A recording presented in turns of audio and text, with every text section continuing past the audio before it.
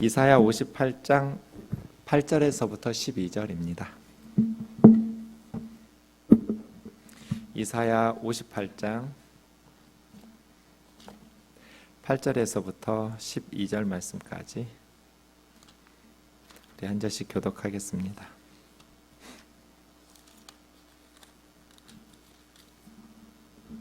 그리하면 내 빛이 새벽같이 비칠 것이며 내 치유가 급속할 것이며 내 공의가 내 앞에 행하고 여호와의 영광이 내 뒤에 호위하리니 내가 부를 때에는 나 여호와가 응답하겠고 내가 부르짖을 때에는 내가 여기 있다 하리라. 내가 너희 중에서 멍에와 손가락질과 허망한 말을 제하여 버리고 줄인 자에게 내 심정이 동하며 괴로워하는 자의 심정을 만족하게 하며 내 빛이 흑암 중에서 떠올라 내 어둠이 낮과 같이 될 것이며 여호와가 너를 항상 인도하여 메마른 곳에서도 내 영혼을 만족하게 하며 내 뼈를 견고하게 하리니 너는 물된 동산 같겠고 물이 끊어지지 아니하는 샘 같을 것이라. 같이요 내게서 날 자들이 오래 황폐된 곳들을 다시 세울 것이며 너는 역대 파괴된 기초를 쌓으리니 너를 일컬어 무너진 데를 보수하는 자라 할 것이며 길을 수축하여 거할 곳이 되게 하는 자라 하리라. 아멘. 하나님께서 세상을 창조하셨다라는 건 어떤 계획이 있으실 거잖아요. 우리가 어떤 물건 하나 만들 때도 어떤 물건을 만드는 이유가 있잖아요. 하나님께서 이 엄청난 우주를 만드실 때 아무 생각 없이 그냥 심심해서 만드시지는 않았을 거고 어떤 목표, 어떤 이유를 가지고 만드셨을까요? 예수님은 하나님을 사랑하고 이웃을 내 몸처럼 사랑하라는 말씀으로 대답하신 것 같아요. 유대교는 유일신 하나님이어서 하나님 한 분이에요. 성자와 성령의 교리를 인정하지 않아요. 하나님은 딱 한 분이에요. 무슬림도 마찬가지예요. 알라시는 한 하나님이에요. 하나님이 여럿이라는 건 상상할 수가 없어요. 그런데 그렇게 되면 유대교나 무슬림의 하나님은 자비롭다라는 것, 사랑한다라는 것에 대해서 피조물을 만들 때까지는 설명할 수 없는 존재예요. 대상이 없는데 뭘 사랑해요? 자기 혼자인데. 자비롭다. 누구를 향해서요? 자기가 자기 자신을 향해서? 자비롭다, 사랑한다라는 단어는 혼자서 할 수 있는 단어가 아니에요. 상대방이 있으니까 사랑의 교감을 나누는 게 사랑이고 상대방을 긍휼히 여기고 자비롭고 이런 공동체적인 단어죠. 그런데 우리 기독교는 하나님은 피조물들을 만드시기 전부터 그냥 하나님 혼자 계실 때부터 하나님은 완전하신 분이고 삼위일체 성부, 성자, 성령 안에서 부족함이 없으신 분이다. 어떤 피조물이 있어야 완전해지시는 분이 아니에요. 하나님의 사랑이라는 것이 상대방이 있어야 완전해지는 거잖아요. 자비라는 단어, 긍휼이라는 단어 이런 건 다 마찬가지죠. 1인 단독 존재인데 홀로 있는 존재가 사랑을 한다? 누구랑? 그 사랑은 무슨 사랑이에요? 그러나 우리는 인간들이 없어도 하나님 자체로 완전하신 분인 것이 성부, 성자, 성령 안에서 사랑의 사귐으로 충만하신 분이거든요. 그래서 하나님께서 뭐가 부족해서 사랑의 대상을 만드신 게 아니에요. 그냥 하나님은 이 우주가 없어도 완전하신 분이에요. 사랑 속에, 기쁨 속에, 행복 속에 충만하신 분이에요. 그 사랑의 사귐을 누리던 삼위의 하나님께서 우리를 만드셔서 그 사랑의 사귐 속으로 초대하신 거죠. 이것이 에베소서에서 바울이 우리에게 가르쳐 주신 하나님의 사랑에 충만한 것으로 충만하게 한다라는 것은 하나님의 충만하신 사랑이 우리 안에 들어와서 하나님의 사랑으로 우리가 충만해지는 것이 아니라 우리가 사랑으로 충만하신 성삼위 하나님의 사랑의 사귐 속에 초대받아 들어가서 하나님의 사랑으로 충만해지는 거예요. 그래서예요. 아이를 낳을 때 부부가 있잖아요. 결혼한 부부가 두 사람이 뭐가 부족해서 아이가 필요한 게 아니라 사랑의 사귐 속에 가족이라는 부부라는 사랑의 사귐 속에 충만한 부부가 아이를 낳아서 그 사랑의 사귐에 초대해서 가족의 사랑 안에서 충만해지는 거예요. 하나님께서 세상 만드실 때도 비슷해요. 삼위 하나님의 사랑으로 충만하셨던 하나님은 우리를 만드셔서 그 사랑에 초대하셔서 하나님과 더불어 사랑의 사귐을 충만하게 누리게 하시죠. 이것이 천지 창조의 목적이에요. 하나님은 우리의 노동력이 필요하지 않아요. 성가대원이 부족해서 우리를 예배자로 만드신 것도 아니에요. 하나님은 피조물들이 없어도 삼위 안에서 충만하시고 완전하신 분이에요. 사랑이 부족한 것도 아니고 행복이 부족하신 것도 아니에요. 뭐가 모자라신 분처럼 피조물이 필요한 게 아니에요. 유대교의 하나님, 이슬람의 알라시는 피조물이 필요해요. 삼위일체를 부정하니까요. 하나님 한 분이 혼자니까요. 단독자예요. 누구를 불쌍히 여겨요, 하나님이? 누구에게 자비를 베풀어요? 누구를 사랑해요? 그래서 유대교와 이슬람교의 알라신과 야훼 하나님은 피조물이 있어야 비로소 완전해져요. 그분의 사랑도, 그분의 자비도, 그분의 긍휼도. 구약 성경에서 코란에서 끊임없이 하나님은 선하신 분이다, 자비로우신 분이다, 사랑하시는 분이다라고 말하지만 그들의 신관에 의하면 하나님은 피조물들이 있어야 완전해지. 그런데 삼위일체 우리 기독교인들이 믿는 하나님은 피조물들이 없어도 하나님은 완전히 사랑이에요. 성부, 성자, 성령 안에서 완전하신 기쁨, 완전하신 사귐, 완전하신 관계, 완전하신 사랑 속에 충만하신 분이에요. 그 하나님께서 우리를 지으셔서 하나님의 형상으로 만드셨다는 것은 우리가 왜 사랑해야 되는가? 그것이 우리의 본질이기 때문이죠. 하나님이 성부, 성자, 성령 안에서 사랑으로 충만하신 분이에요. 그 하나님의 형상으로 사람을 지으셨기 때문에 사람들은 하나님을 사랑하고 이웃을 내 몸처럼 사랑하는 것, 그것은 그렇게 사랑해야만 우리 사회에 공리주의적으로 더 유익하기 때문인 것도 아니고요. 그렇게 사랑해야만 내가 더 행복해지는 것도 아니에요. 행복하기 위해서 사랑하는 것도 아니고 사회적 유익, 더 큰 공동체, 그러한 행복을 위해서, 공동체적 유익을 위해서 사랑하는 것도 아니에요.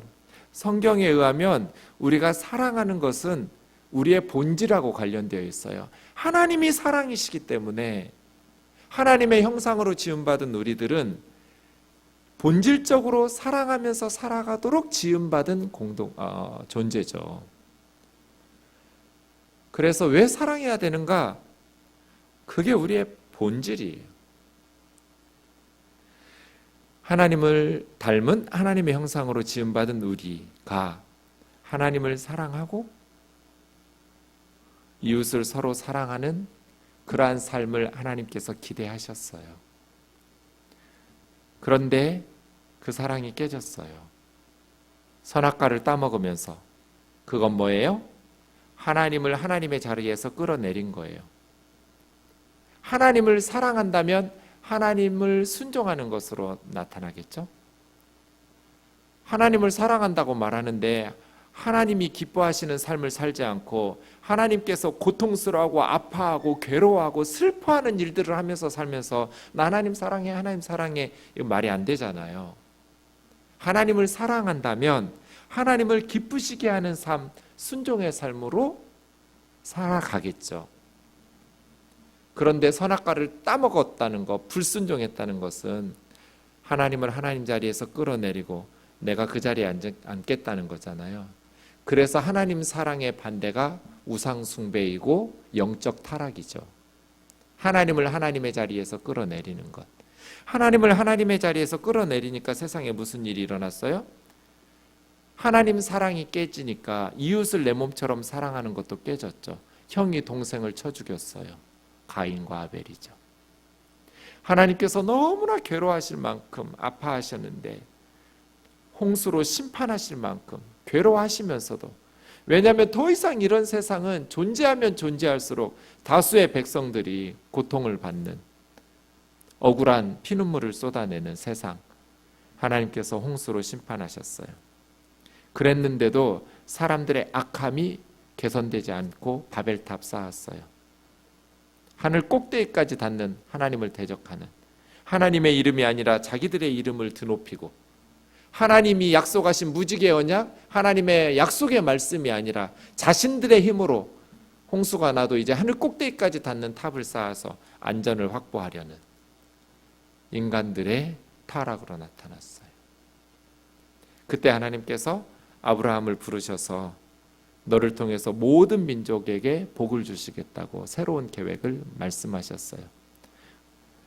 네가 복의 근원이 돼서 모든 민족에게 축복이 될 거라고. 그게 뭐예요? 하나님을 사랑하면 바벨 사람들처럼 하나님 제거하고 인간의 힘으로 안전과 명예, 이름과 성공과 힘과 권력을 추구하는 그런 바벨 공동체 한복판에 갈대아 우르에서 아브라함아 나와. 바벨 공동체에서는 너가 원하는 진정한 안전과 기쁨과 행복을 얻을 수가 없어. 그래서 아브라함을 부르시면서 하나님께서 하나님을 섬길 때 아브라함은 자기 아내 사라도 지키지 못하는 위험한 선택을 한 거예요. 자기 아내도 지켜주지 못하는 위험한 곳에서 하나님 한 분 바라보면서 약속의 땅에서 살아가죠. 그럴 때 모든 민족에게 예수님을 보내셔서 이제 우리 이사야서에서 고난받는 의로운 종을 통해서 그의 죽음과 희생을 통해서 우리가 하나님의 백성이 되었어요. 교회죠. 교회. 그럼 지금 우리에게 하나님께서 원하시는 건 뭘까요? 천지 창조 때나 노아 홍수 끝나고 방주에서 나온 노아 가족에게 말씀하실 때나 또 실패해서 아브라함을 부르시면서 본토 친척 아비집 떠나라고 말씀하실 때나 이스라엘이 또 실패하고 예수 그리스도를 통해서 교회를 통해서 우리에게 말씀하실 때나 하나님의 계획, 하나님의 꿈은 바뀐 적이 없어요. 하나님을 사랑하고 이웃을 사랑하는 세상. 하나님을 사랑하고 이웃을 내 자신과 같이 사랑하는 그러한 하나님의 백성들, 그거 보고 싶은 거죠. 오늘 이사야에서 우리에게 말씀하시는 58장 59장이 한 세트여서 하나님께서 원하시는 진정한 신앙이 뭐냐, 하나님께서 원하시는 진정한 종교가 뭐냐, 예수 그리스도의 은혜로 고난받는 종을 통해서 구원받은 하나님의 백성된 우리가 어떻게 살아야 하나님께서 원하시는 참된 종교, 참된 신앙을 살아갈 수 있을 것인가? 세 가지로 말했어요. 금식, 참신앙, 안식일. 안식일에 대해서, 금식에 대해서 했고요. 금식은 이삭 갈대처럼 머리를 숙이는, 그리고 굵은 배와 제 위에 앉는 게 금식이 아니다. 굶는 것이 내가 원하는 금식이 아니다. 하나님께서 진짜 원하는 금식이 무엇인지 6절, 7절에서 두 가지 방법으로 말씀하셨어요. 내가 기뻐하는 금식은, 이거 오해하시면 안 돼요. 하나님께서 금식을 기뻐하셔서 금식하면 이렇게 해주신다가 아니라 하나님께서 원하시는, 기뻐하시는 금식은 이런 거다, 그런 의미예요. 하나님은 우리가 금식하는 거 별로 안 좋아하세요. 우리가 잘 먹고 맛있게 먹고 건강하게 먹고 행복하게 사는 거 원하세요. 어떤 부모가 자식이 금식하는 걸 원해요? 잘 먹는 거 원하죠.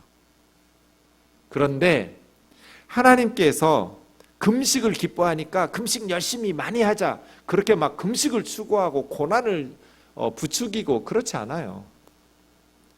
하나님은 금식을 기뻐하셔서 금식하면 이렇게 해주신다가 아니라 하나님께서 기뻐하시는 금식이란 이런 것이다. 두 가지예요. 6절에 4가지, 7절에 4가지. 첫 번째는 뭐예요? 자유를 선물하는 것.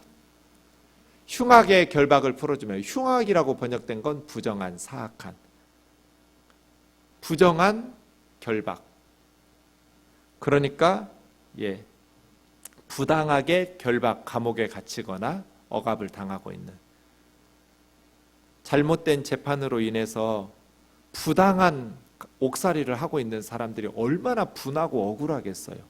아무리 호소해도 자기 말에 귀 기울여주지 않는 그러한 잘못된 재판, 그런 흉악한 결박을 풀어주는 것. 꼭 감옥뿐 아니겠죠. 경제적인 압박, 정치적인 압박, 멍에의 줄을 끌어주는 것, 압제당하는 자들에게 자유를 해주는 것, 모든 멍에를 꺾어주는 것. 그때는 노예제도가 있었으니까 가난해서 노예가 됐든지 전쟁에 져서 노예가 됐든지 그 멍에를 꺾어주는 것. 친족이 해줄 수 있었어요. 형제들이 노예로 팔려가면 가난해서 내가 값을 주면 다시 그 형제들을, 형제가 아니면 삼촌, 사촌, 오촌, 육촌, 가까운 친족들이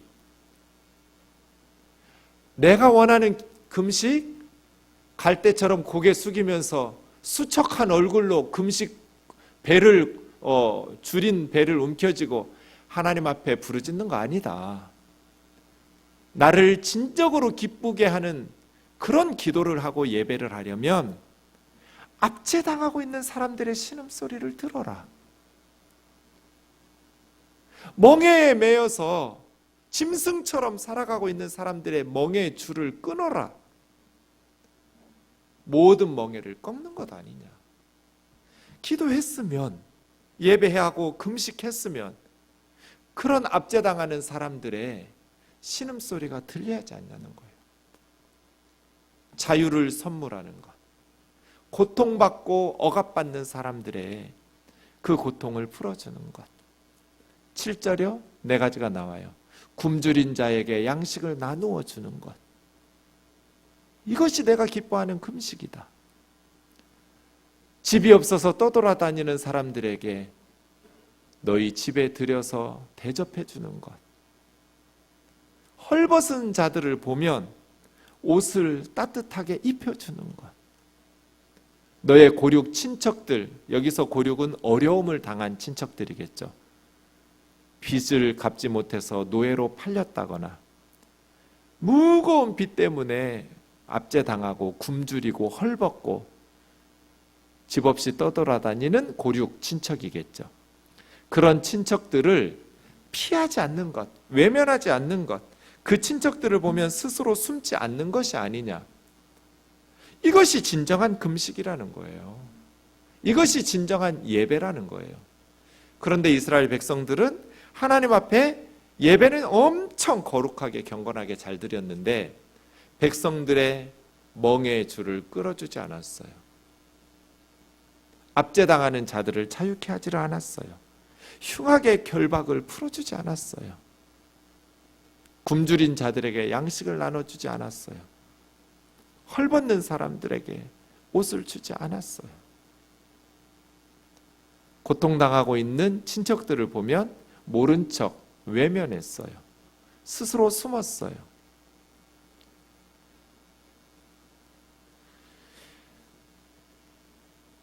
하나님께서 예루살렘 성전에 모여서 열심히 짐승 갖다 바치고 제물 바치고 복받기 위해서 하나님 앞에 금식하고, 너희들은 왜 우리가 이렇게 굶주리고 금식하는데 하나님 우리를 돌봐주지 않으십니까? 우리가 이렇게 마음을 괴롭게 하는데 왜 우리를 살펴주시지 않으십니까? 왜 우리의 부르짖음에 응답하시지 않으십니까? 라고 말하지만, 불평하지만 내가 원하는 금식은 그런 게 아니다.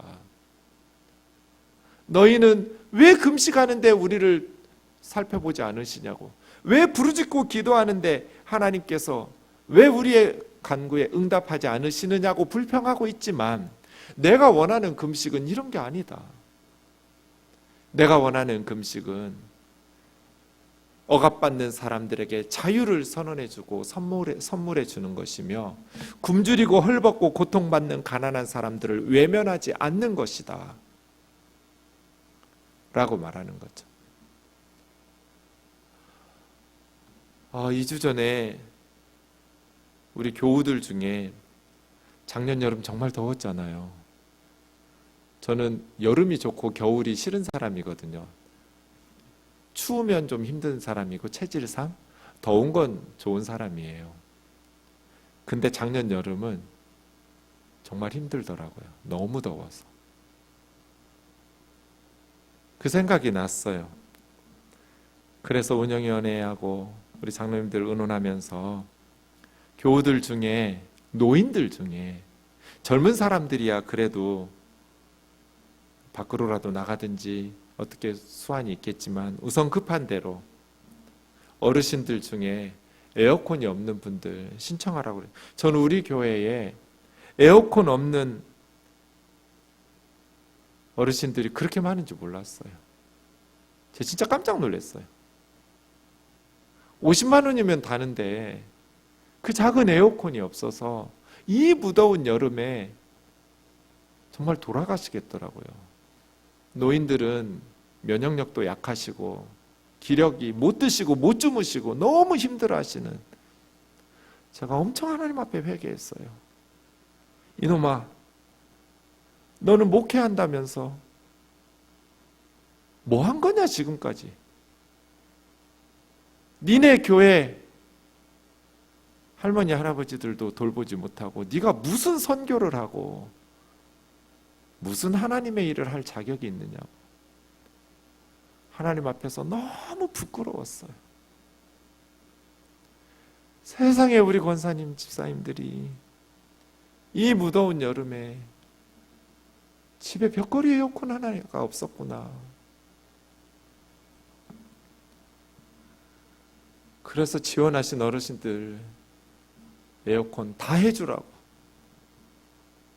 다른 비용을 동원해서라도 집집마다 에어컨 다 달아드리라고. 혹시 에어컨만 달아주면 전기요금 아까워서 못 쓸까봐 여름 한 달 전기요금이라도 좀, 에어컨비라도 지원해 줬으면 좋겠어요. 5만 원, 10만 원만 들여도 맘 편히 에어컨 틀 수 있으실 거잖아요. 아껴 쓰실 테니까. 하나님께서 원하시는 금식이 뭐예요? 하나님께서 원하시는 예배가 뭐예요? 하나님 왜 우리가 그렇게 마음을 괴롭게 하고 그렇게 금식하면서 하나님 앞에 울부짖는데 왜 우리를 보살피지 않으십니까? 왜 우리 기도에 응답하지 않으십니까?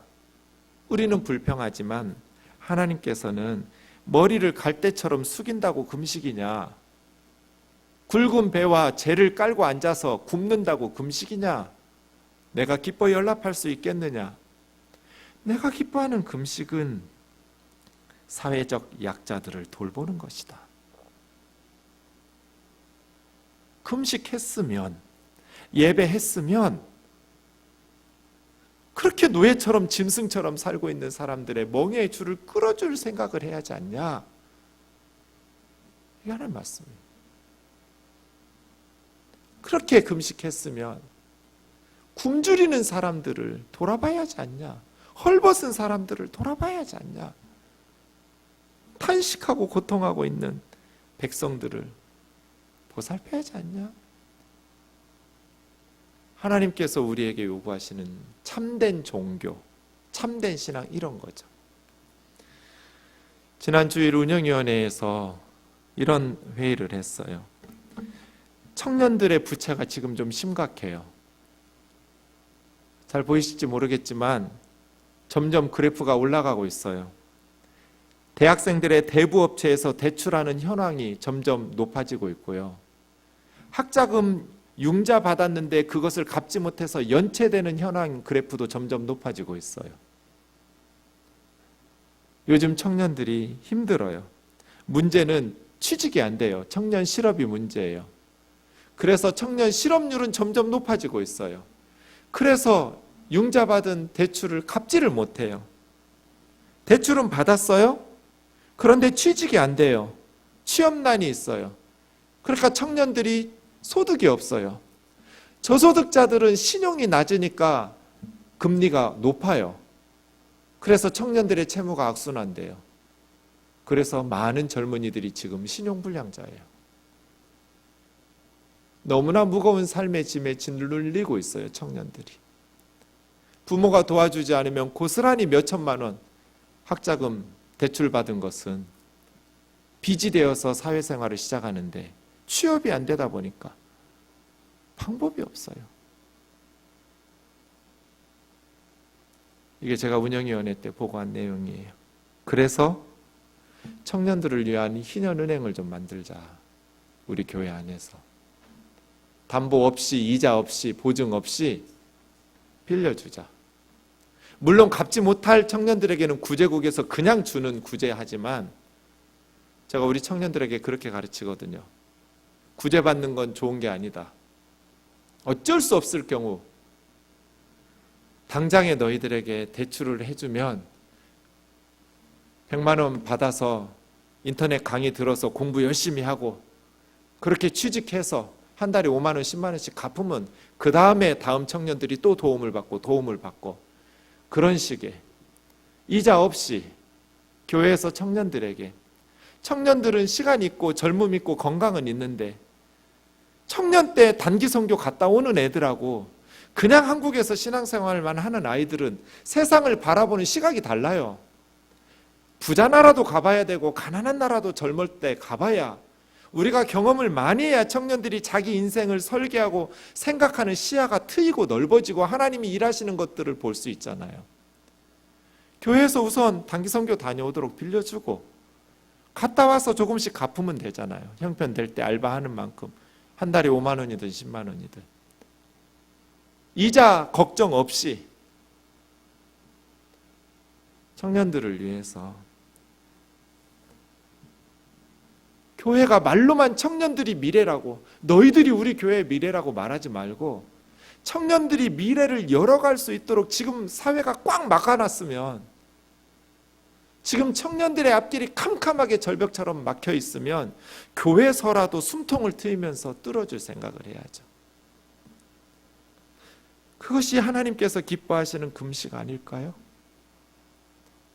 하나님께서 기뻐하시는 금식이 뭘까? 하나님께서 우리 예배를 기뻐 받으시려면 두 가지를 해야 돼요. 흉악한 결박을 풀어주는 자유를 선물하고, 이 무거운 빚으로 고통받고 있는 백성들과 교우들을 돌아봐야 하고, 가난하고 힘겨운 인생을 살아가고 있는 사람들을 외면하지 말아야 돼요. 하나님 앞에서 예배하고 나니까 묻겠죠. 하나님, 저 이제 어떻게 살아야 하나님 기뻐하실까요? 하나님은 언제나 말씀에서 이렇게 대답하시겠죠.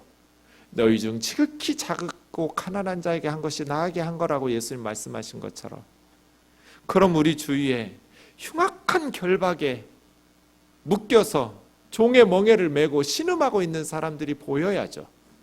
굶주려서 잠을 제대로 못 자는 사람들이 보여야 되고, 추워서 잠을 제대로 못 자는 헐벗은 사람들이 보여야 되고, 그들의 신음소리가 들려야 되고, 그들을 위해서 하나님의 백성들이 사회적 약자들을 돌아보는 것이 하나님을 기쁘시게 하는 금식이다. 너희가 나를 정말로 기쁘게 하려면 그렇게 금식하는 것이 아니라, 너희들의 배를 비우는 금식이 아니라 굶주리는 사람들의 배를 채우는 금식을 하라는 거예요. 단지 너희들의 배만 비우고 금식했다고 말하지 말고 헐벗은 사람들을 채우는 금식을 해라. 사회적 약자들을 돌보는 금식을 해라. 그것이 하나님께서 이 세상을 만드시고 예수 그리스도 안에서 우리를 구원하셔서 교회라는 공동체로 이 세상에 두신 목적이 아닐까요? 하나님을 사랑하고 이웃을 내 몸과 같이 사랑하는 삶, 하나님께서 기뻐하시는 삶, 의리의리한 예배당에서 거룩거룩을 외치면서 하나님 앞에 금식하고 구하고, 이상하다, 왜 응답이 안 되지? 이상하다, 왜 하나님께서 내 금식을 왜 살펴보시지 않지? 그런 게 아니라는 거예요. 8절부터 12절은 그리하면이에요. 그리하면 너의 빛이 새벽같이 비칠 것이다. 여러분, 밤이면 추워요. 그리고 어두워요. 불안하죠. 그런데 새벽의 빛이, 아침에 해가 뜨면 온 세상이 따뜻해져요. 따뜻한 온기에 얼었던 마음도 녹죠. 새벽빛. 어둠이 물러가고 이제 두려움이 사라지면서 밝음. 새벽 태양처럼. 뭐 하면? 네가 흉악한 결박에, 멍에에 매여서 신음하는 사람들의 결박을 끊어주면, 네가 굶주리고 헐벗고 떠돌아다니고, 그리고 고통당하는 너의 고륙 친척들을 피하여 숨지 않으면 너의 빛이 새벽빛과 같이 떠오르게 될 것이다. 그리고 너의 치유가 급속할 것이다. 문자적으로 보면 병 낫고 싶으면 굶주리는 사람들을 먹이라는 거예요. 헐벗는 사람들을 입히라는 거예요. 영적으로 굶어 죽어가는 영혼들을 위해서 복음을 전하고, 육적으로 굶주리는, 유니세프 발표 3초에 한 명씩 아이들이 굶어 죽어요. 먹을 게 없어서 굶어 죽어요. 3초. 예전에 온교우 수련회 가가지고 촛불 하나씩 나눠줬어요. 큰 강당에 삥 둘러 앉아가지고 제가 아무 설명 없이 초 하나씩 줬어요. 그리고 불을 다 켰어요. 촛불을 다 켜고 한 사람에 하나씩 앞에다 놓고, 그리고 제가 말했어요. 속으로 하나, 둘, 셋을 세고 내 앞에 있는 불을 끄라고. 왼쪽 사람이 끄고 나면 그 다음 사람이 속으로 세라고. 하나, 둘, 셋 하고 자기 앞에 촛불을 끄고. 거기 한 200명 모였어요.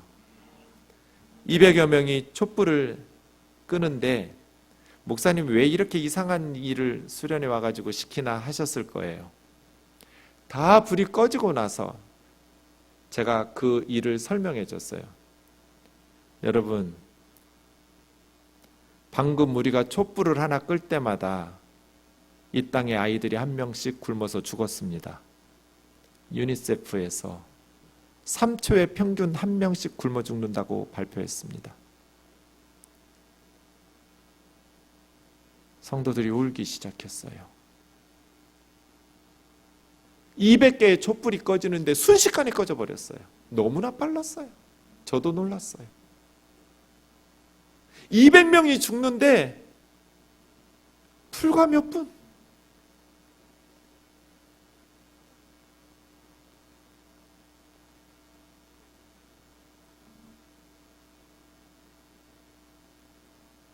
우리가 하나님 앞에 바른 예배를 드렸으면, 하나님 앞에 바른 금식을 했으면, 그 굶주리는 아이들에 대한 나눔이 반드시 있어야 돼요. 한 달에 1,000원이든 5,000원이든 10,000원이든 굶어 죽는 아이들을 살려내기 위한 구체적인 실천이 있어야 돼요. 육적으로 죽는 것보다 더 심각한 건 복음을 듣지 못하고 죽는 거예요. 영적으로 영원히 죽는 거예요. 우리가 금식을 제대로 했으면 복음을 듣지 못하고 죽는 사람들이 없도록 선교사님들을 파송해야 돼요. 복음을 들어보지 못하고 죽는 사람이 70억 인구 중에 한 사람도 없도록. 이것보다 더 시급한 일이 어디가 있어요? 이것보다 더 급한 일이 어디가 있냔 말이에요.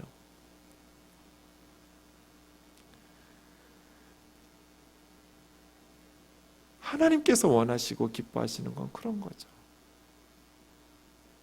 너의 공의가 너의 앞에서 행하고, 우리 앞에 공의가 행해야 하잖아요. 우리 앞에 우리가 행하는 공의로운 일들, 의로운 일들이 우리 앞에 가야 하잖아요. 여호와의 영광이 내 뒤에 호리하니, 저는 정말 하나님께서 우리 뒤에서 호위하시겠다는 거잖아요. 여호와의 영광이 너의 뒤에서 비춰주시, 하나님께서 우리를 지켜주시는 보디가드 해주시겠다는 거잖아요. 하나님의 영광이 너의 뒤에서 보호하고 지켜주고 호위하고, 내가 너를 호위병 역할 해주마. 뭐 하면? 우리가 흉악한 사람들의 멍에를 끌어주고, 굶주리고 헐벗고 유리하고 방황하는 사람들을 채우려고 해요. 하나님이 뒤에서 호위해 주신다고요. 9절 하나하나 응답이 너무너무 놀라워요. 네가 부를 때 나 여호와가 응답하겠고, 네가 부르짖을 때 내가 여기 있다. 하나님하고 핫라인이 개설돼요. 어떤 사람하고? 불쌍히 여기는 사람, 사회적 약자를 돌보는 사람, 영육으로 굶주리고 헐벗고 죽어가는 사람들을 돌보는 사람들을 하나님하고 핫라인이 개통돼 가지고 직통전화가 돼요. 우리가 부를 때 하나님 하면 하나님 응답하시는 거예요. 우리가 부르짖으면 나 여기 있다. 한 번 더 반복하죠. 너희가 너희 중에서 멍에와 손가락질과 허망한 말을 제하여 버리면 멍에를 끊어줘라. 손가락질하지 마라. 허망한 말을 버려라. 중상모략하지 마라. 남 헐뜯지 마라. 악한 일을 버리고 10절 굶주린 자를 보면 마음이 흔들리고 긍휼히 여기고, 괴로워하는 사람을 보면 너의 심정이 움직여서 그들의 마음을 위로해주고 만족해주면, 9절 하반절에 악행을 버리고 10절 상반절에 선행을 베풀면 너의 빛은 흑암 중에서 떠오를 것이다. 첫 번째 말씀하신 8절의 말씀과 같죠? 빛이 새벽빛같이 떠오를 것이다. 어둠 속에서 태양이 떠오르듯 흑암 중에서 너의 빛이 떠올라 어둠이 대낮과 같이 밝을 것이다. 네가 가는 곳마다 어둠은 없을 것이고 대낮처럼 밝게 빛날 것이다. 11절 여호와께서 항상 너를 인도하시고 메마른 곳에서도 너의 영혼을 만족하게 할 것이고 너의 뼈를 튼튼하게 해주실 것이고, 뼈를 견고하게 한다라는 말씀이 저는 별로 실감이 안 났는데 저희 어머니 보니까 뼈가 중요하더라고요. 골다공증이 심하셔가지고 뼈가 부러져요. 갈비뼈 2번 부러지셨어요. 그런데 하나님께서 뼈를 견고하게 해주신대요. 물된 동산, 마르지 않는 동산, 물된 동산, 생명으로 충만한, 물이 끊어지지 않는 샘물 같을 것이라고. 왜? 하나님께서 항상 인도하시니까. 어쩌다가 아니에요. 항상 인도. 뒤에서 호위. 너 가는 길에 내가 뒤에서 호위병 역할 해줄게. 항상 너를 인도해 줄게. 너는 물된 동산 같을 거야. 여러분, 이런 축복이 어디가 있어요? 그렇죠? 정말 심장이 벌렁거려요. 하나님께서 뒤에서 호위해 주시고, 하나님 부를 때 응답하시고, 부르짖을 때 내가 여기 있다고 대답해 주시고, 치료를 빨리 즉각 치료를 해 주시고, 우리의 공의가 우리 앞서가고, 메마른 곳에서 사람들 다 쓰러지고 팩팩 쓰러질 때 우리의 영혼은 만족하고 뼈도 견고하고 물된 동산같이 말이에요. 12절 우리뿐 아니에요. 우리 후손들도 잘 돼요. 너에게서 날 자들이 오래 황폐되었던 곳들을 다시 세울 것이며 역대 파괴된 기초를 다시 쌓고 너를 일컬어서 호랑이는 죽어서 가죽을 남기고 사람은 죽어서 이름을 남긴다는데, 이런 사람은 어떤 이름을 남겨요? 무너진 데를 보수하는 자. 길을 수축하여 거할 곳이 되게 하는 자라고 너를 일컬을 것이다. 이러한 저와 여러분 되기를 주의 이름으로 축원합니다. 참된 예배로, 참된 금식과 참된 기도로 사회적 약자들을 돌아보고 복음을 전해서 영혼을 살리고 빵을 나누어서 육체를 살려내는 그러한 무너진 데를 다시 보수하는 자. 한국 교회가 무너지고 있잖아요. 무너진 곳을 다시 보수하여 세우고 건설하는 자. 길을 수축하여 사람들이 많이 거할 수 있도록 그러한 삶, 값진 생동교회가 되기를 주의 이름으로 축원합니다.